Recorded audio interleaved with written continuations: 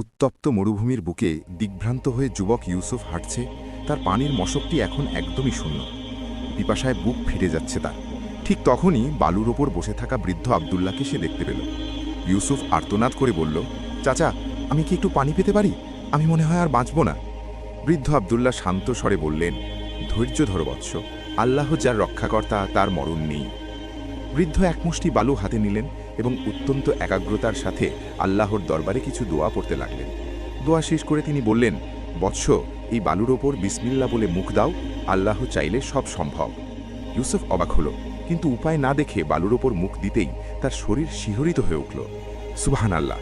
সেই শুকনো বালুগুলো মুহূর্তেই শীতল এবং মিষ্টি শরবতে পরিণত হয়ে তার তৃষ্ণা মেটাল। পিপাসা মিটতেই ইউসুফ অবাক হয়ে দেখল, সেই মরুভূমির রুক্ষ বালু এখন হীরা জহরাতের মতো উজ্জ্বল। বৃদ্ধ আবদুল্লাহ বললেন, আল্লাহর উপর অটল বিশ্বাস রাখলে মরুভূমিও তোমার জন্য জান্নাত হয়ে যেতে পারে। ইউসুফ বুঝতে পারল, দুনিয়ার কোনো অভাব বা কষ্টই বড় নয়, যদি অন্তরে আল্লাহর ভালোবাসা থাকে। হঠাৎ এক দমকা হাওয়া এলো, আর চোখের পলকেই সেই বৃদ্ধ আবদুল্লাহ যেন বাতাসের সাথে মিলিয়ে গেলেন। ইউসুফ একা দাঁড়িয়ে রইল, কিন্তু তার মনে এখন পাহাড় সমান আত্মবিশ্বাস আর আল্লাহর উপর ভরসা। সে মনে মনে বলল, হে আল্লাহ, বিপদ যত বড়ই হোক, তোমার রহমত তার চেয়েও অনেক বড়। ধৈর্য ধরুন এবং আল্লাহর উপর ভরসা রাখুন। ইনশাআল্লাহ আপনার প্রতিটি কঠিন পথ সহজ হয়ে যাবে।